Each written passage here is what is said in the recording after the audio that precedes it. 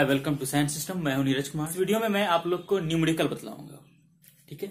और numerical solve करने का जो आसान तरीका है वो मैं आप लोग को बतलाता हूं, कैसे सॉल्व करते हैं। क्लियर है? तो चलिए हम लोग उसको शुरू करते हैं।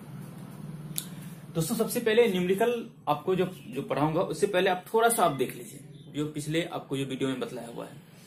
तो उसमें देखिए कि आपको एक हेनरी लॉ बतलाया था और एक आपको बतलाया था कौन सा, राउट लॉ। तो राउट लॉ के ही आधार पर आपको कैसे सॉल्व करेंगे। हेनरी लॉ बहुत ही आसान है, ठीक है, लेकिन राउट लॉ में थोड़ा सा आपको जो डिफिकल्टी आता है, तो उसको इसलिए मैं आपको राउट लॉ से संबंधित आपको सवाल बतलाने जा रहा हूं। क्लियर है? तो देखिए कि राउट लॉ से संबंधित आपको कौन सा सवाल है आपको, और पहले लेकिन उसका थोड़ा सा लॉ देख लीजिए। क्लियर है? थोड़ा सा लॉ देख लीजिए और फिर आपको आसानी से समझ में आ जाएगा। चलिए देखिए, पहले देखिए राउट लॉ के अनुसार देखिए पहला है आपको कि इसका क्या कहना था कि पार्शियल प्रेशर जो होता है वो आपको क्या होता है, P0 इंटू क्या होगा, x1। ये है ना, P0 1 इंटू बराबर क्या होगा, P1 बराबर P0 इंटू क्या होगा, x1। ये किसको बतलाता है, जो प्योर आपको जो लिक्विड होगा या फिर जैसे सॉल्वेंट हो या सॉलिड हो, तो उसका क्या आपको प्रेशर होगा, क्या वेपर प्रेशर उसका हो गया। और ये क्या हो गया, जब सॉल्यूशन बना लेते हैं, सॉल्यूशन बनने के बाद इसका कितना आपको उसका उसमें प्रेशर है, तो वो आपको पार्शियल प्रेशर कहलाता है। और ये क्या होगा, तो उसी कंपोनेंट का मोल फ्रैक्शन हो गया। क्लियर है? दूसरा देखिए, ये तो आपको ये किसमें है, लिक्विड में है।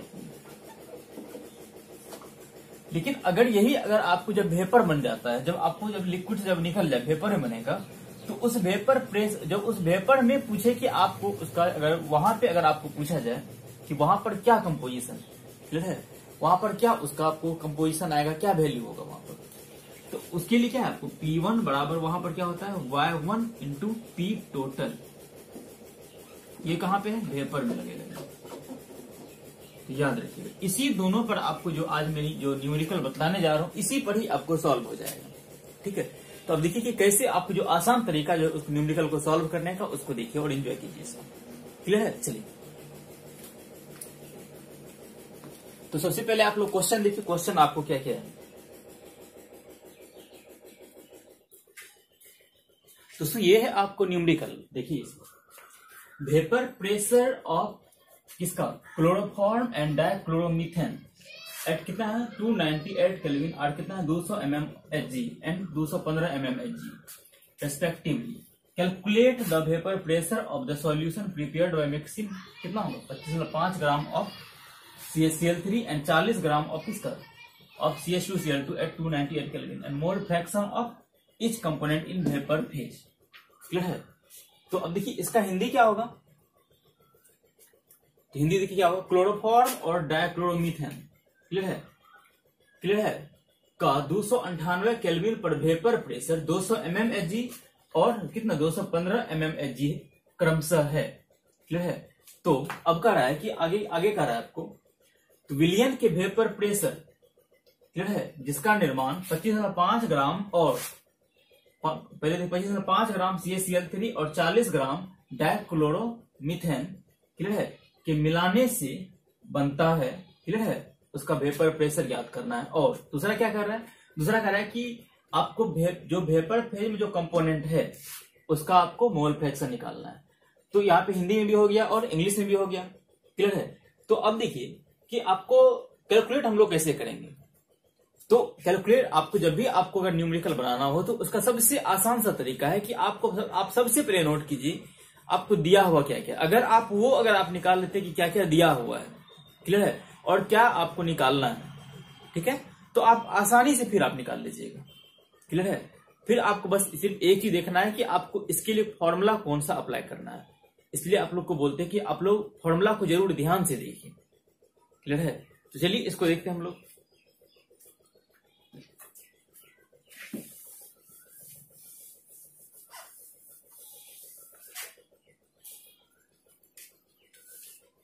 अब देखिए सबसे पहले कि आपको क्या दिया हो इस सॉल्यूशन में। देखिए पहले सबसे पहला काम है आपको देखना ये कि गिवन क्या है। क्लियर है? तो गिवन में आपको देखिए सबसे पहले क्या है आपको, कि आपको सबसे पहले कि 200 mmHg आपको इसका देखिए कि आपको एक का दे दिया आपको P0। अगर मान लीजिए अगर इसको जैसे क्लोरोफॉर्म अगर 1 मानिए का पहला कंपोनेंट, तो डाइक्लोरोमीथेन क्या होगा, दूसरा कंपोनेंट होगा। तो अब देखिए कि इसका प्योर का मान कितना है आपको, P01 बराबर कितना दे दिया आपको, 200 mm Hg, क्लियर है। फिर देखिए कि P0 आपको 2 कितना दिया हुआ आपको, 215 mm Hg, क्लियर। एक ये हो गया आपको। फिर देखिए कि आगे आपको क्या कह रहा है, आपको आगे कह रहा है कि आपको वेपर प्रेशर निकालना है सॉल्यूशन का, जिसका कि निर्माण किससे होता है, 25.5 ग्राम ऑफ CaCl3 और 40 ग्राम ऑफ किसका, CH2Cl2। फिर देखिए कि आपको CHCl3 क्लोरोफॉर्म कितना दिया हुआ आपको, 25.5 ग्राम, और ये आपको क्या है, ये कंपोनेंट 1 है आपको, तो आप इसको मान लीजिए, इसे ए ही मानना है तो आप या फिर ए मान लीजिए, या फिर 1 आपको पहला कंपोनेंट है तो ये हो गया आपको, ठीक है। तो इसका मोल कितना होगा, मतलब N1 बराबर कितना हो जाएगा, 25.5 बटे क्लोरोफॉर्म का कितना हो जाएगा आपको, इसको जोड़ लीजिए आप, इसका कितना होगा 12 प्लस 1 प्लस इसका कितना होगा 35.5 गुना 3, क्लियर है। ये हो गया, जितना आएगा उसको आप अगर डिवाइड कर दीजिए तो आपको इसका वैल्यू आ जाएगा आपको। फिर सेकंड कंपोनेंट कौन सा, P02 है आपको, देखिए इसका कितना दिया, ये आपको कौन सा ये डाइक्लोरोमीथेन है ना आपको, CH2 और फिर Cl2 है आपको। देखिए इसका कितना वैल्यू दिया हुआ आपको, 40 ग्राम, क्लियर है। तो 40 ग्राम ये दिया हुआ आपको, तो इसका N2 बराबर कितना होगा, 40 बटे इसका भी जोड़ लीजिए, 35 1 71 हो जाएगा इसका, प्लस 2 और प्लस इसका कितना होगा 12, क्लियर है। कितना हो जाएगा, 2 1 3 3 2 5, फिर कितना होगा 7 7 और 1 8, क्लियर है। इसका 85 हो गया, और इसका कितना होगा, आप इसको भी कर सकते हैं, जैसे 3 5 15 हो गया आपको, और फिर कितना होगा 3 5 15 और 1 16, 3 3 9 और 1 10, 16.5 हो गया, और प्लस कितना होगा 12 और 1 13, जोड़ लीजिए, इसको कितना होगा 6 3 9, यहाँ दे दीजिए, यहाँ इसको कर लीजिए 0.5, और ये कितना होगा 6 3 कितना हो गया 9, और फिर इधर कितना 1, और फिर ये कितना होगा 1, 1.5 हो गया। अगर इसको अगर आप डिवाइड कीजिएगा तो इसका आपको वैल्यू आ जाएगा, आपको कितना मोल होना होगा आपको यहाँ पर, वो आपको मोल भी निकल जाएगा उसका, 40 बटे 85 यहाँ पर इसका मोल, और इसका यहाँ पर मोल निकाल लीजिए, ठीक है। तो वो मैं आपको यहाँ पे कैलकुलेट कर देता हूँ।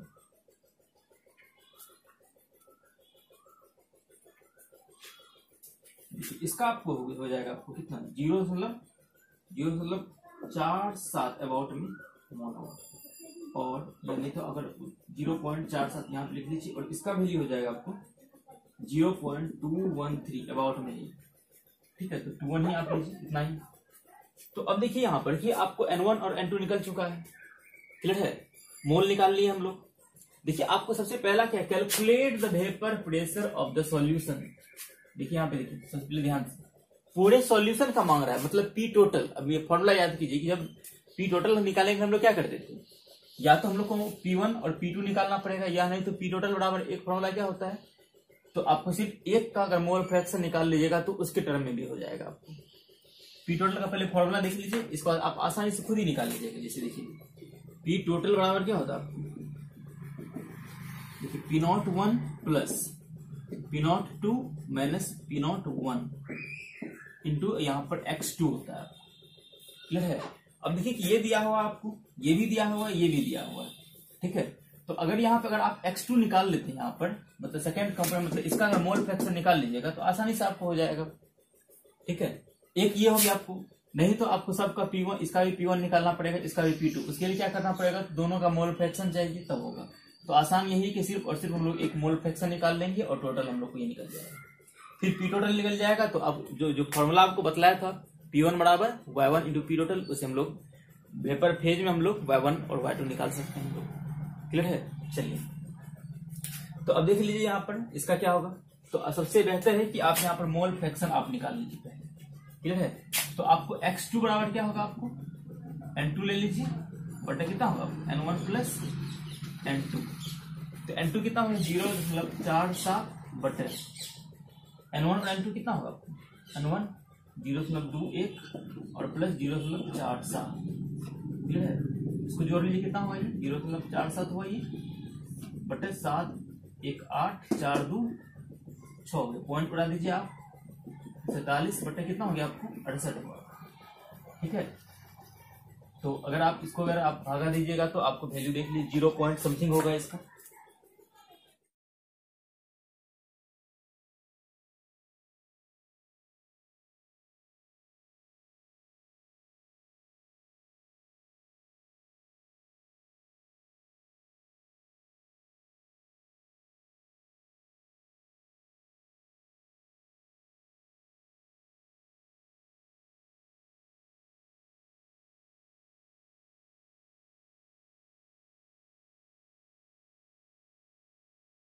सैतालीस आगा कितना है आपको 68, इसका वैल्यू आ रहा है आपको अबाउट में 0.691। थोड़ा सा देखिए, थोड़ा सा वैल्यू ऊपर नीचे होता है, क्लियर है, उसके लिए आपको नहीं सोचना है। ये हो गया, तो अब आप सिंपल सा उसको पुट कर दीजिए, फिर आपको वैल्यू निकल जाएगा। देख लीजिए यहाँ पर आपको P01 कितना, P01 यहाँ है ना, तो उसका वैल्यू कितना है आपको 200, क्लियर है, उसको पुट कीजिए आप, क्लियर है। फिर देखिए आपको P0 ये कितना आपको 215, यहाँ पे प्लस है ध्यान से, माइनस 200 हो गया, और फिर ये x2 कितना निकला 0.6, इसको सही कर 0.691, और देखिए फिर कितना होगा 200 प्लस कितना होगा यहाँ पर, इसको घटा लीजिए तो कितना होगा 15 गुना 0.691। ठीक है, तो फिर इसको देख लीजिए, इसको हम आगे कर देते हैं, यहां तक आप लोग स्क्रीनशॉट ले लीजिए। ठीक है, या नहीं तो कितना होगा 200 और प्लस 15 का कितना होगा 15 और 5 15 9 35 से 135, 135 और 1 136 हो गया, 13 बचा, 15 छा के 90 और 90 10 कितना होगा 100 103, 8103 और 3 अंक के बाद पॉइंट है यहाँ पे दे दो, सबसे बेहतर, क्लियर है। 10.365 आ रहा है, इसको इसमें जोड़ लीजिए, वैल्यू कितना होगा आपको 210.36 ही रहने दो, लेना वो भी ले लो, 365 इतना हो गया। वैसे हम लोग 2 अंक तक ही लेते हैं, काफी है इतना। ठीक है, ये हो गया आपको। तो अब देखिए कि टोटल प्रेशर आपको कैलकुलेट हो चुका है। ठीक है, तो टोटल प्रेशर जब निकल गया तो अब आप आगे कर लीजिए। अगला आपको क्या है, अगला देखिए, अगला क्या है आपको, अब आपको कह रहा है कि अब आपको कि ये तो निकल गया ना सॉल्यूशन का प्रेशर, अब कह रहा है कि आपको मोल फ्रैक्शन दिया है, इस कंपोनेंट का किस वेपर फेज में कितना होगा, तो पी टोटल का इस्तेमाल करके हम लोग निकाल सकते हैं हम लोग, क्लियर है। तो अब चलिए हम लोग निकालते हैं आगे, इसका आप लोग स्क्रीनशॉट ले लीजिए।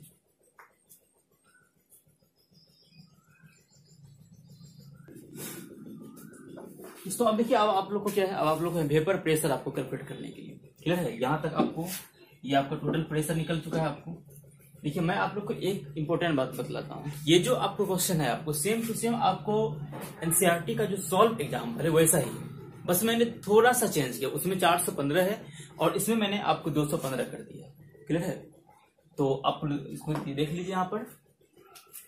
अब देखिए यहाँ पर कि आपको क्या है कि वेपर प्रेशर में, वेपर फेज में आपको क्या कर रहा है, तो आपको मोल फ्रैक्शन करा निकालने के लिए, क्लियर है, मतलब y1 और y2 करा निकालने के लिए। तो फॉर्मूला देखिए क्या होता है उसका होता है आपको P1 बराबर y1 इंटू पी टोटल।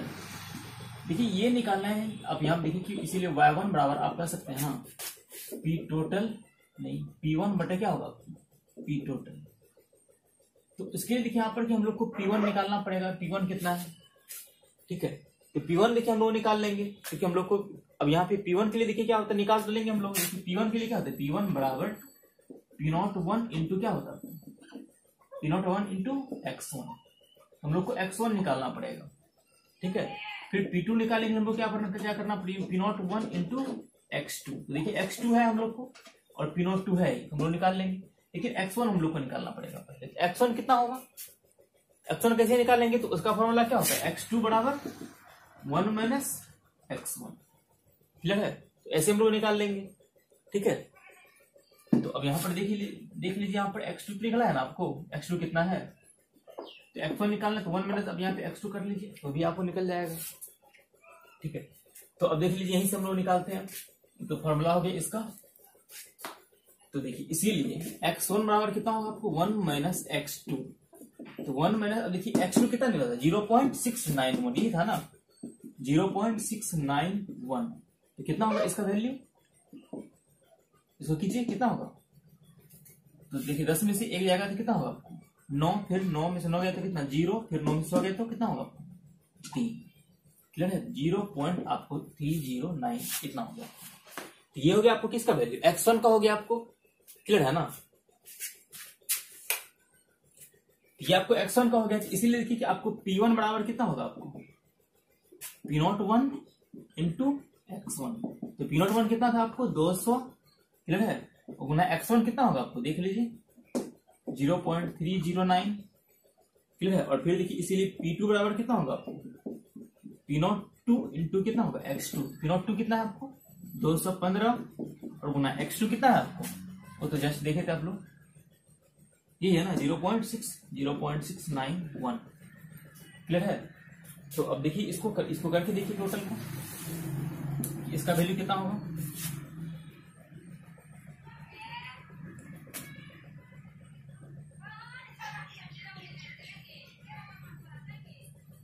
कितना है 200 और गुना कितना आपको 0.309। देखिए इसका वैल्यू आ रहा है आपको 61 कितना 8, और इसका देखिए कितना है आपको 215 गुना कितना है आपको 0.691। इसका वैल्यू आ रहा है 148.565। क्लियर है, बस हो गया। अब तो आपको आसानी से निकलेगा, बस एक ये 210 आपको याद रखना है आपको। तो इसलिए देखिए अब y1 बराबर कितना होगा, y1 का फॉर्मूला देखिए यहाँ पर कितना होगा आपको P1 बटे P टोटल। तो P1 कितना है आपको यहाँ पर देख लीजिए 61.8 बटे P टोटल कितना है आपको 210.36। क्लियर है, ये हो गया। तो अब इसका देखिए वैल्यू क्या होगा, तो अगला देखिए, अगला कौन सा आपको y2 बराबर, उसके लिए क्या होगा P2 बटे P टोटल। तो अब देखिए आपको P2 कितना निकला है आपको 148.565। क्लियर है जी।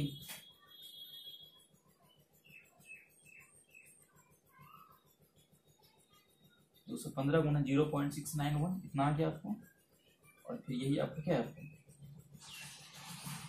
200 गुना कितना था 0.309। ठीक है,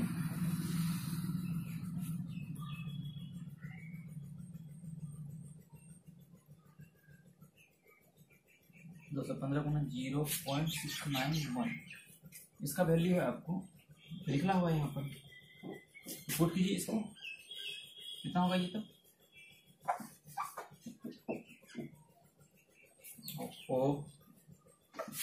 148.565 बट कितना टोटल कितना है 210.36।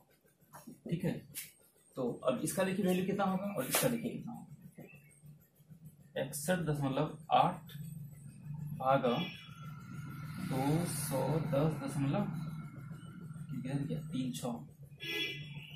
इसका वैल्यू आ रहा है आपको 0.3293 और भी है, इसको आप फोल्ड कर लीजिए। ठीक है, और फिर इसका देखिए कितना आ रहा है आपको 148.565 और भागा आपको कितना 210.36। इसका वैल्यू आ रहा है आपको 0.706। क्लियर है, 706 और भी है, तो इसको इतना ही रहने दीजिए। तो ये दोनों आपको निकल गया ना, एक तो ये हो गया आपको, और एक था आपको पी, तो एक और आपको कौन सा था इससे पहले जो पी टोटल निकला था आपको कौन सा, ये 210 का जो वैल्यू था आपको ये, तो आपको ये तीनों आंसर आपको हो गया इस क्वेश्चन का जो भी मैंने बताया। और इसी के जैसा मैं आपको एक और क्वेश्चन दे रहा हूँ। क्लियर है, तो तब तक इसका स्क्रीनशॉट ले लीजिए आप लोग, और उसको मैं थोड़ा सा हिंट भी कर देता हूँ मैं आप लोग को। ठीक है, ताकि आप लोग इसको आसानी से आप लोग करके लाइएगा। क्लियर है, तो इसको आप स्क्रीनशॉट लीजिए आप लोग।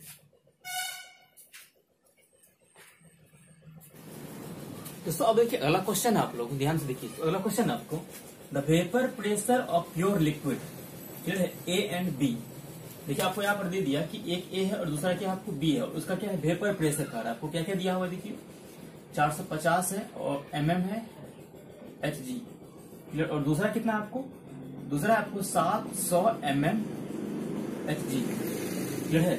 और क्या कह रहा है रेस्पेक्टिवली एट कितना, एट 350 केल्विन टेम्परेचर दे दिया आपको। फिर क्या कह रहा है find out the composition of the liquid mixture. तो अब आपको कह रहा है कि लिक्विड में कितना इसका कंपोजिशन होगा, मतलब क्या x1 क्लियर है और x2, ये दोनों कह रहा है निकालने के लिए। अब देखिए और क्या दिया है आपको,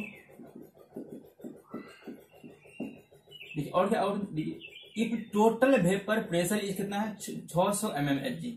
यदि क्या कह रहा है, यदि देख लीजिए, और पी टोटल कितना दे दिया आपको यहाँ पर, पी टोटल बराबर कितना आपको, वो 600 mm Hg आपको है यहाँ पे क्लियर है। और कह रहा है कि आपको वेपर फेज में भी आपको यहाँ पे मतलब y1 और y2 कह रहा है निकालने के लिए क्या होगा। तो अब देखिए यहाँ पर कि x1 और x2 क्या होगा क्लियर है, और y1 और y2 हम लोग कैसे निकालेंगे पहले देखिए।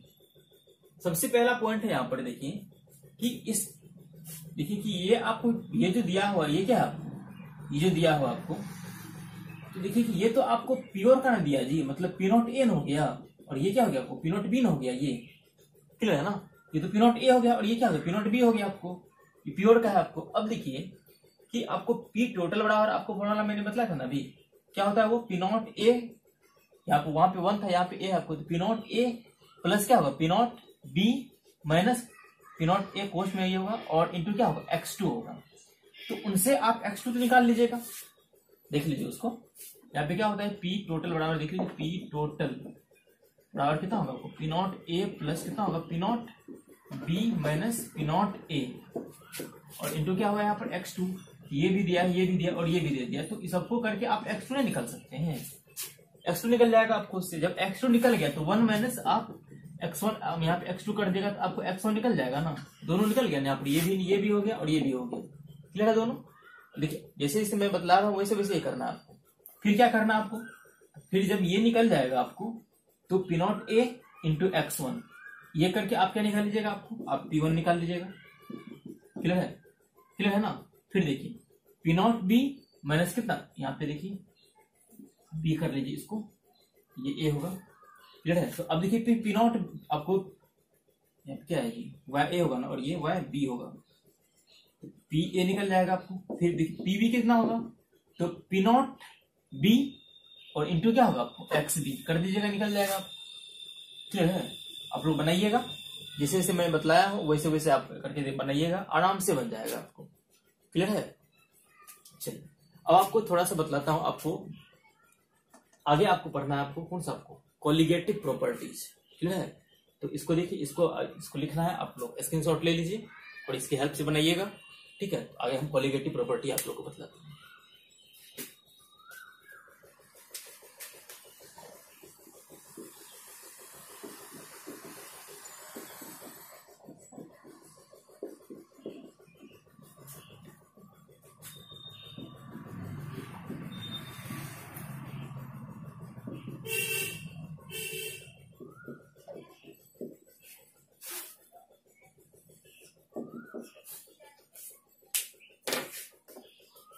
देखिए इसको देखिए, ये क्या है आपको, ये सॉल्यूशन का एक ऐसा प्रॉपर्टी है आपको क्लियर है, जो क्या होता है कि जो सिर्फ और सिर्फ नंबर ऑफ पार्टिकल पर डिपेंड करता है क्लियर है। वो आपको उसके नेचर पर नहीं डिपेंड, मतलब वो पोलर है या नॉन पोलर है उस पर डिपेंड नहीं करता, वो सिर्फ और सिर्फ ये देखता है कि नंबर ऑफ पार्टिकल कितना है क्लियर है। तो आप कह सकते हैं कि क्या होगा, the properties of solution clear है विच डिपेंड्स ऑन ओनली क्या होगा, ओनली क्या होगा, ओनली पार्टिकल्स, ओनली क्या, नंबर ऑफ पार्टिकल्स क्लियर है, इरेस्पेक्टिव ऑफ नेचर ऑफ किसका, सॉल्यूट और सॉल्वेंट, इज कॉल्ड क्या होगा, is called colligative property clear है। तो इसमें देखिए कि आपको अब इसका हिंदी में क्या होगा आपको, तो क्या होगा, विलियन का वे सभी प्रॉपर्टीज क्लियर है। यहाँ पे आपको चूंकि बहुत सारा प्रॉपर्टी होता है इसलिए ले लीजिए, विलियन का वे सभी प्रॉपर्टी जो सिर्फ कणों की संख्या पर निर्भर करता है, ना कि क्या होगा, ना कि उनके गुणों पर, उसे हम लोग क्या बोलेंगे, उसे विलियन का कोलिगेटिव प्रॉपर्टी कहते हैं। तो इसके अंतर्गत आपको मेनली 4 प्रॉपर्टी पढ़ना है आपको क्लियर है। कौन कौन होगा आपको देखिए, एक होता है relative lowering of vapour pressure पहला, दूसरा होता है आपको डिप्रेशन इन फ्रीजिंग पॉइंट, तीसरा होता है एलिवेशन इन बॉइलिंग पॉइंट, और चौथा होता है कौन सा, ऑस्मोटिक प्रेशर। क्लियर है? चलिए इसको देखिए तो क्या होगा। यहां पर all the properties of solution, clear है, विच डिपेंड्स ऑन ओनली क्या होगा, only number of particles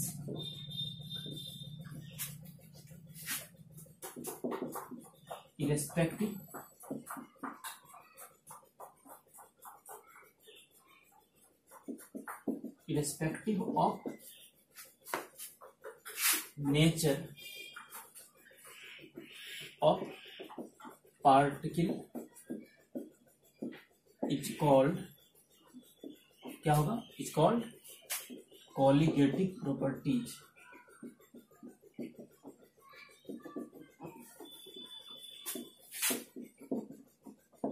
clear है? हिंदी में देखिए क्या होगा, विलियन का वे सभी, या विलियन किए देना जो होगा लिख लीजिए कि वे सभी प्रॉपर्टीज जो क्या होगा, जो कणों की संख्या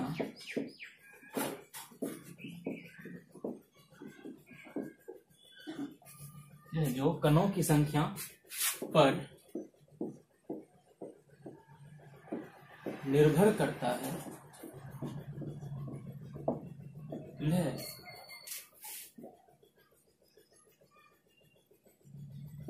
न कि उनके क्या होगा गुण पर, उसे हम लोग क्या कहेंगे, उसे विलियन का अनुसंख्य गुण या फिर कोलिगेटिव प्रॉपर्टीज कहते हैं।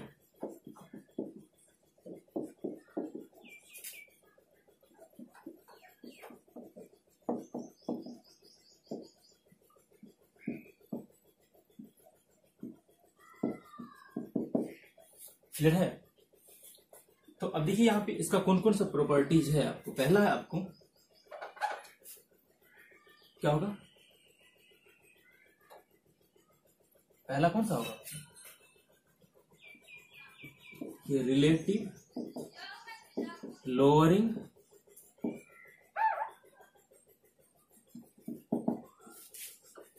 ऑफ क्या होगा, वेपर प्रेशर, मतलब हिंदी में क्या होगा, वाष्प दाब का क्या होगा, का सापेक्षिक क्या होगा, अवनमन आप कह सकते हैं। क्लियर है? वाष्प दाब का सापेक्षिक अवनमन। दूसरा में क्या होगा, दूसरा में कौन सा होगा, डिप्रेशन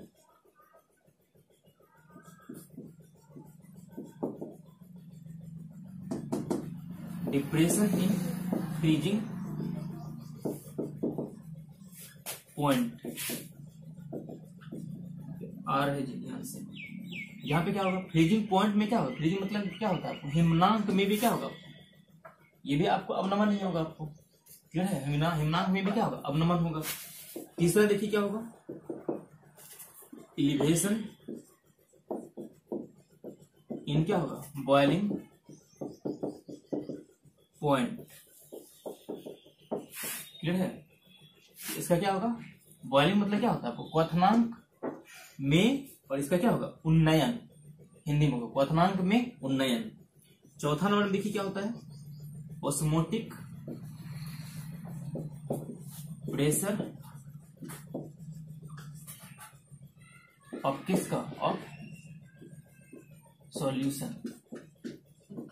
अब देखिए यहाँ पे एक आपको ऑब्जेक्टिव बनता है इसमें, उसको ध्यान से देखिए।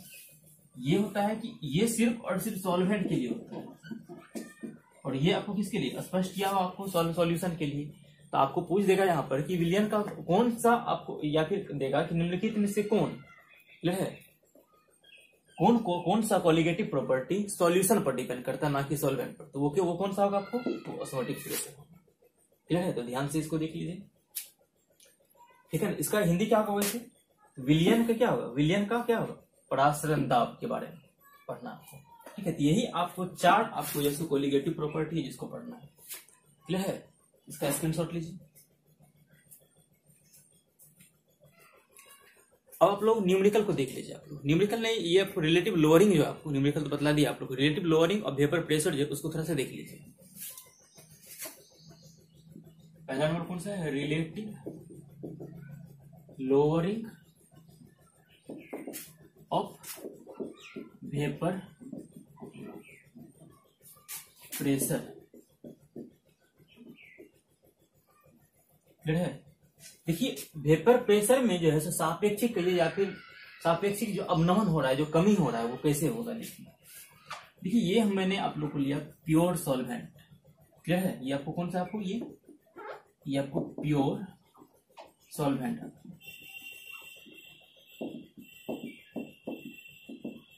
क्लियर है, दूसरा देखिए, दूसरा हम लोग ले रहे हैं कौन सा, ये आपको सॉल्यूशन हम लोग ले रहे हैं। क्लियर है, ये आपको होगा लिक्विड और प्लस सॉलिड होगा। क्लियर है, अब देखिए कि इसमें क्या होगा कि इसका जो सरफेस एरिया ये तो आपको पूरी तरह खुला है, तो पार्टिकल क्या होगा, आसानी से आपको इसमें से निकलेगा आपको यहाँ पर, और क्या करेगा, ये वेपर फॉर्म करेगा। लेकिन इसमें क्या होगा कि जो सॉलिड हम लोगों ने डाला है इसमें सॉल्यूशन में, क्लियर, तो सॉल्यूशन में सॉलिड क्या होगा, आपको सरफेस एरिया पर पहुंच जाएगा। तो सरफेस एरिया पर पहुंचने के बाद क्या करेगा, तो उसको कुछ तो ट्रैप किया यहाँ पर, मतलब ढक दिया आपको। तो ढकने के बाद क्या होगा, इस जगह से तो कम ही निकलेगा आपको, तो यहाँ पर वेपर का मान क्या होगा आपको, कम होगा। तो वेपर का मान जब कम होगा तो वेपर प्रेशर में भी तो कमी आ गई ना पहले की तुलना में। क्लियर है, तो वही जितना मात्रा में पहले की तुलना में कमी होगा उसी को हम लोग क्या बोलेंगे, वही उसका लोअरिंग कहलाएगा, वेपर प्रेशर का लोअरिंग। तो लोअरिंग क्या, relative lowering of vapour pressure. Clear है, तो इसका परिभाषा क्या होगा, जब किसी क्या होगा, जब किसी लिक्विड में सॉलिड को घुलाया जाता है, क्लियर है, तब क्लियर है, तब उसके क्या होगा, तब या फिर तब उस विलियन में सॉलिड के घुलने के कारण सरफेस पर सॉलिड जमा हो जाता है। क्लियर है, जिसके कारण वह सरफेस को ढक देता है, जिसके कारण क्या होगा, बहुत ही कम लिक्विड सरफेस से बाहर आता है और वाष्प का निर्माण करता है, वेपर का निर्माण करता है। क्लियर है, इस प्रकार उसके वेपर प्रेशर, क्लियर है, में होने वाले कमी को क्या कहेंगे हम लोग, वाष्प दाब में अवनमन हम लोग बोलेंगे, या सापेक्षिक अवनमन बोलेंगे। क्लियर है, चलिए ये होगा, तो इसको आप लोग नोट कर लीजिएगा। चलिए अब इसका देखिए कि आपको हम लोग कैसे सॉल्यूशन हम लोग कैसे करेंगे, हम लोग कैलकुलेशन हम लोग कैसे करेंगे। ठीक है, देखिए प्योर सॉल्यूट आपको सबसे पहले देखिए कि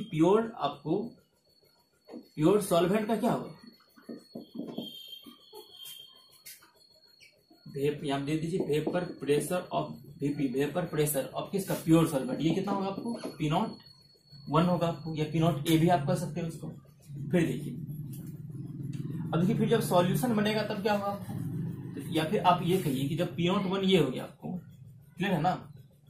तो अब देखिए इन सॉल्यूशन,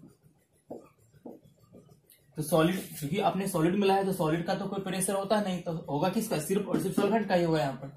तो अब वहां पर तो P1 बराबर कितना होगा आपको, P01 इंटू क्या होगा, X1 होगा। क्लियर है ना। तो अब देखिए कमी कितना होगा, तो कमी निकल जाएगा ना, ये तो आपको ये जैसे पता है आपको सॉल्यूशन बनने के बाद कमी हो रहा है, तो रिलेटिव लोअरिंग कितना होगा उसको देखिए, रिलेटिव लोअरिंग। तो अब यहाँ पे देखिए अधिक कौन है, ये अधिक और ये क्या है, कम है।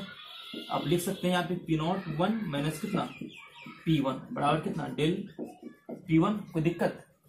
अब देखिए यहाँ पे डेल P1 बराबर आप लिख सकते हैं इसको, अब क्या लिखिएगा इसको, P01 माइनस P1 का मान कितना है आपको, ये है ना, P01 इंटू कितना होगा X1, फिर इसी को कितना लिखिएगा आप, फिर ये कितना होगा, यहाँ इसको देखिए यहाँ जरा, डेल P1 बराबर कितना होगा P01 कॉमन लीजिए तो 1 माइनस कितना होगा x1। क्लियर है। फिर इसको कितना लिख सकते हैं, डेल P1 बराबर P01 इंटू क्या होगा यहाँ पर 1 माइनस x1 बराबर क्या होता है x2 होगा। तो इसीलिए आप लिख सकते हैं यहाँ पे इसको आप लिख सकते हैं x2 बराबर कितना डेल P1 बटे P01, देख लीजिए। इसीलिए डेल P1 बटे क्या होगा P01 बराबर कितना होगा x2। क्लियर है। तो एक आपको यहाँ पर ये मतलब relative lowering of vapour pressure जो डायरेक्टली प्रोपोर्शनल किसका हो गया आपको मोल फ्रैक्शन का। क्लियर है ना, क्लियर है ना। इसलिए यहाँ पे आप दे दीजिए डेल P1 बटे क्या होगा P01 डायरेक्टली प्रोपोर्शनल किसका होगा x2 का। एक यहाँ पे ऑब्जेक्टिव बन गया कि आपको वो मतलब किस पर निर्भर करेगा, तो वो सिर्फ और सिर्फ मोल फ्रैक्शन किसका x2 मतलब सेकेंड कंपाउंड मतलब किसका सॉलिड का जो मोल फ्रैक्शन होगा उस पर निर्भर करेगा। हो गया ये। अब देखिए यहाँ पे कि इसको आप इससे चाहे तो आप इसको आप थोड़ा सा और आगे लिख कीजिए इसको। ठीक है, देखिए इसको आप ऐसे लिख सकते हैं डेल P1 बटे क्या होगा P01 बराबर यहाँ पे कितना होगा उसको लीजिए तो N2 बटे कितना होगा N1 प्लस N2 होगा ना, होगा ना। इसका आप लोग स्क्रीनशॉट लीजिए। थोड़ा सा न्यूमेरिकल के बारे में बतलाते हैं आपको इसका। डेल P1 बटे क्या है आपको P01 बराबर कितना है आपको देखिए N2, यहाँ देखिए N2 बटे क्या होगा N1 प्लस N2। यहाँ पे देखिए दे दीजिए। अब जब न्यूमेरिकल आपको देखिए यहाँ पे देगा तो न्यूमेरिकल में आपको जब कहेगा कि आपको इस कंपोनेंट का आपको क्या कहेगा अगर मोलर मास कहेगा निकालने के लिए मतलब M, तो उस समय देखिए क्या करना आपको, तो आप दे दिया कि N2 फार क्या होगा फार लेस देन किससे N1 से। क्लियर है, सिंस तो डेल P1 बटे कितना होगा P01 बराबर इसलिए इसका मान तो क्या होगा किसका N2 का मान क्या बहुत ही कम होगा, तो नीचे वाले में क्या करेंगे हम लोग उसको तो 0 मान लेंगे तो बटे क्या होगा N1 होगा। ठीक है, अब यहाँ आसानी से आप कर सकते हैं डेल P1 बटे P01 बराबर इसका क्या होगा W1 बटे M W2 है जी, तो यहाँ पे क्या होगा M2 होगा बटे इसका कितना होगा W1 बटे M1 होगा। ठीक है, इसी को आप यहाँ पे कर लीजिए डेल P1 बटे कितना होगा आपको ऊपर से ही करो डेल P1 बटे P01 बराबर कितना होगा पलटेगा ना W2 गुना M1 बटे कितना होगा W1 गुना नहीं जी W1 होगा ना गुना M2, इसीलिए M2 बराबर कितना होगा M2 बराबर ये यहाँ आएगा और उसको उधर भेज दो W2 गुना W गुना कितना होगा P01 बटे कितना होगा W ये यहाँ आ रहा है जी, ये यहाँ आ रहा है तो ठीक है W1 गुना कितना होगा डेल P1। ये रहा आपको इसका न्यूमेरिकल। क्लियर है, तो आप यहाँ से चाहे तो आप जो सॉलिड मतलब सॉल्यूट क्लियर है तो सॉल्यूट का यहाँ पर आप मोलर मास निकाल सकते हैं। क्लियर है, चलिए इसको आप लोग इसका स्क्रीनशॉट ले लीजिए आप लोग। ठीक है, न्यूमेरिकल आपको आगे बता देंगे।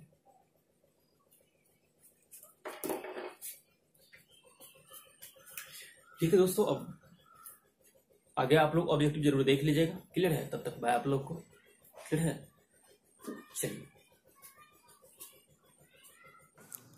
अब ऑब्जेक्टिव आप लोग देखिए जिसमें कि पहला ऑब्जेक्टिव है कॉलिगेटिव प्रॉपर्टी किस पर निर्भर करता है। तो वो मैंने आप लोग को बतलाया था कि ये आपको क्या होता है कि कण की संख्या पर निर्भर करता है ना कि कण के गुण पर, इसीलिए इसका कौन सा होगा ऑप्शन नंबर ए होगा। क्लियर है, चलिए अब अगला देखिए निम्नलिखित में से कौन सा कॉलिगेटिव प्रॉपर्टी सॉल्यूशन पर निर्भर करता है ना कि सॉल्वेंट पर। देखिए मैंने आप लोग को बतलाया था कि relative lowering of vapour pressure, depression in freezing point, ये क्या कहते हैं एलिवेशन इन बॉइलिंग पॉइंट, ये सब क्या होता है कि ये सब आपको सब जो है सो आपको सॉल्वेंट पर होता है। आपको क्योंकि हम लोग सॉलिड डालते हैं तब ये सब आपको प्रोसेस ये सब होता है। ठीक है, तो इसलिए क्या होगा कि जबकि ऑस्मोटिक प्रेशर अब ये पूरे सॉल्यूशन का हम लोग को मेजर करना होता है, तो इसलिए कौन सा होगा ऑप्शन नंबर डी होगा। क्लियर है, ये सब ये आपको ये जो आप वीडियो है आपको इससे संबंधित आपको सिर्फ यही आपको दो आपको ऑब्जेक्टिव बना आपको मुख्य रूप से।